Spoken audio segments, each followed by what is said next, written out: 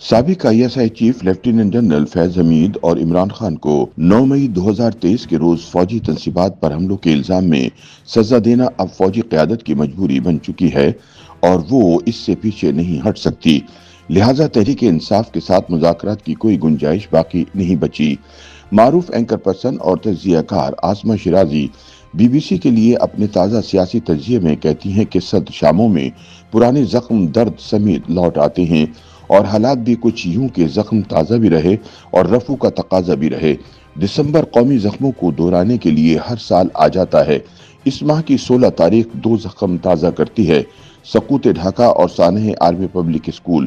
ہر بار دسمبر میں ماضی سے سیکھنے، مستقبل روشن رکھنے، قوم کو سچ بتانے، حمود الرحمن کمیشن رپورٹ عام کرنے، سانحہ آرمی پبلک اسکول کمیشن کی رپورٹ منظر عام پر لانے جیسے مطالبات سامنے آتے ہیں اور سیاسی رہنما بیانات بر سیاسی ضروریات ماضی کے اس تاریک باب کو کھولنے اور فراموش نہ کرنے کی اہمیت پر زور دیتے ہیں۔ عاصمہ شیرازی کے بقول ہر سیاسی اپوزیشن ان دونوں معاملات کی موجودہ سیاسی دور سے مماثلت اور ان جیسے سانحوں سے بچنے کے لیے بھرپور مہم بھی چلاتی ہے۔ کچھ ٹویٹر ٹرینڈ، کچھ بیانات اور ضرورت کے تحت اینٹی سیاست کا ڈھول پیٹا جاتا ہے، پھر چندہ غم نہیں کہ 17 تاریخ کو بھلا دیا جائے کہ یہ دو سانحے ہوئے ہی کیوں تھے۔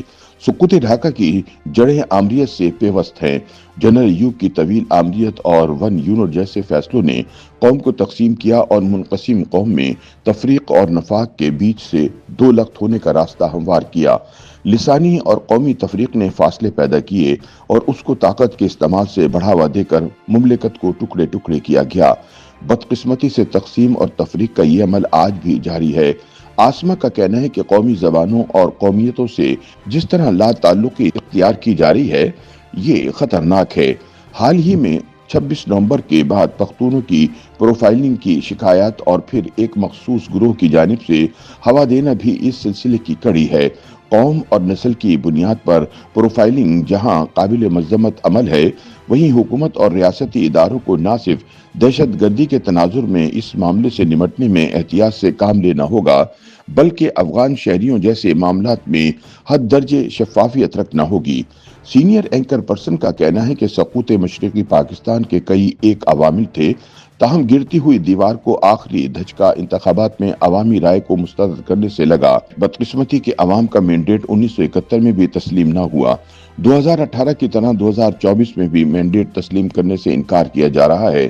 بہرحال آئین 71 میں موجود نہ تھا، مگر اب آئین موجود ہے اور اس پر عمل درآمد پاکستان کی بقا کے لیے ضروری ہے۔ عاصمہ شیرازی کہتی ہیں کہ جمہوریت اور ریاست کے معنی گویا بدل چکے ہیں۔ ریاستی عملداری اور طاقت کے مراکز عدم توازن کا شکار ہیں۔ نئے سانحوں سے بچنے کے لیے کسی مقال میں مذاکرے کا آغاز کیوں ممکن نہیں اور اس کے لیے کیا کیا اقدامات کرنا ہوں گے۔ ریاست اور سیاست کو اس پر سنجیدگی سے غور کرنا ہوگا۔ بلا شبہ موجودہ حالات میں سیاسی واقعات کی مماثلت سے کوئی نتیجہ تو نہ نکلے گا، البتہ حقائق کو سامنے رکھنا بے حد ضروری ہے۔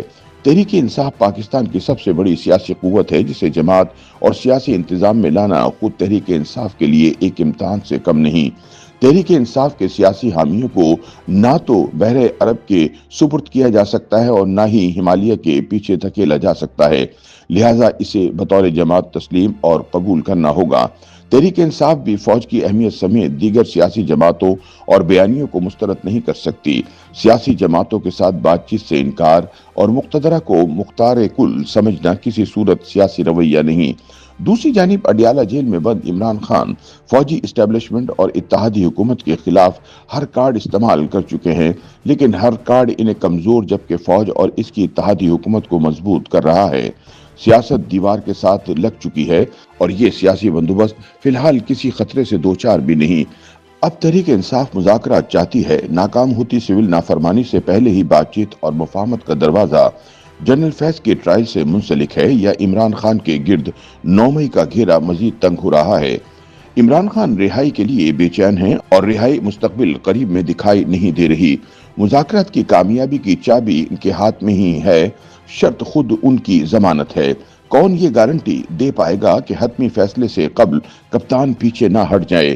दूसरी जानिब हुकूमत और फौज 9 मई से पीछे हटने को तैयार नहीं है और न ही अब फौज पीछे हटना अफोर्ड कर सकती है।